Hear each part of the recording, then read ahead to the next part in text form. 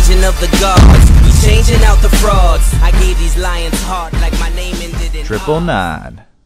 999. 999. We could pull a 999 with the 999 plan. 9999999. 999 is an American crime thriller directed by an Australian guy. Hey, shrimp on the barbie. That's the extent of my accent. It stars an ensemble cast featuring Casey Affleck, Chiwetel Ejiofor, Anthony Mackie, Aaron Paul, Norman Reedus, Woody Harrelson, Kate Winslet, and Omar from The Wire. And I guess he got a sex change?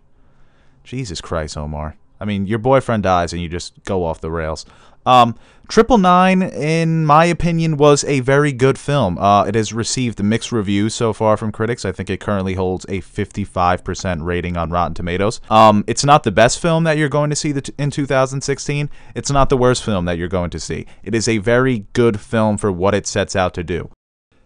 The movie starts off very well, but the opening heist, it catches your attention and then it spirals into a mess of clouded, wannabe GTA 5 heist cuts. And the execution and the editing is kind of hard to follow and you're not really sure what is going on. You don't know what they're stealing, what they are trying to do, and then it just ends abruptly.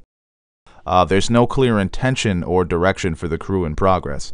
When the heist concludes, you learn that the crew, which consists of career criminals and dirty cops, is being blackmailed by the Russian/Israeli excuse to get Gal Gadot's legs in the movie Mafia, headed by a matriarchal mob boss played by Blonde Rose, whose cleavage is sure to keep you distracted from any dialogue that is being spoken in her scenes. The crew is being pressured to perform different tasks and jobs for the Mafia, while the local police force, led by Sergeant Detective Woody Harrelson, is trying to crack down on the crew and bring them in. This is at its core a movie about nothing, but it somehow works.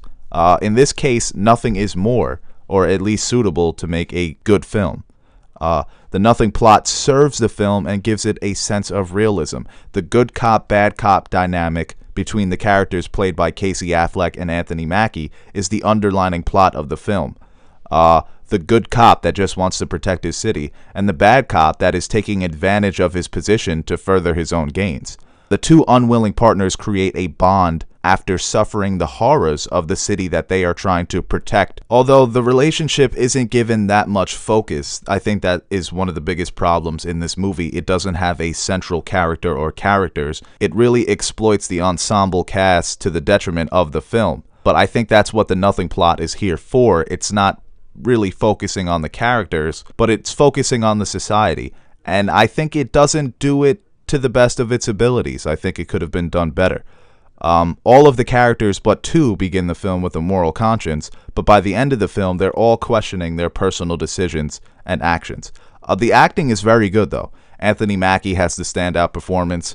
Chiwetel, is that how you say his name, Chiwetel? It sounds like a laxative product. That the guy from 12 Years a Slave, he's great. Even Casey Affleck gives a good performance, and he's got bad acting in his blood. But 999 is more or less a poor man's Departed. It even has several intense moments that make you drop the popcorn, and several shots that resemble The Departed. The problem is that it's not as smart as The Departed or other crime thrillers. Like I said, this is really a film about nothing, and it doesn't really have a plot or message besides human morality. The gritty realism of a crime-ridden American city mixed with the brilliant moments of tension and suspense is contrasted with far-fetched, poorly executed heist scenes that really aren't clever enough to be forgiven for their unbelievability. What could have made this movie better is a central focus on certain characters. And even though the directing and the cinematography is impressive, it almost feels a little awkward in its execution, like the pieces weren't properly placed. But overall, I would give this movie a 6 out of 10. This is a good movie. This is a movie you should go see in theaters, a dark theater with your buttered popcorn and a soft drink. This is a movie that will entertain you for 2 hours. It's not a movie that is going to stick with you after you leave the theater. And Aaron Paul, man, this guy literally plays Jesse Pinkman in this movie. Can you get any other role after Breaking Bad? It seems like the only thing you've done is this movie, Wanna Be Fast and Furious, and Xbox commercials. After the role of a lifetime, I've been busy.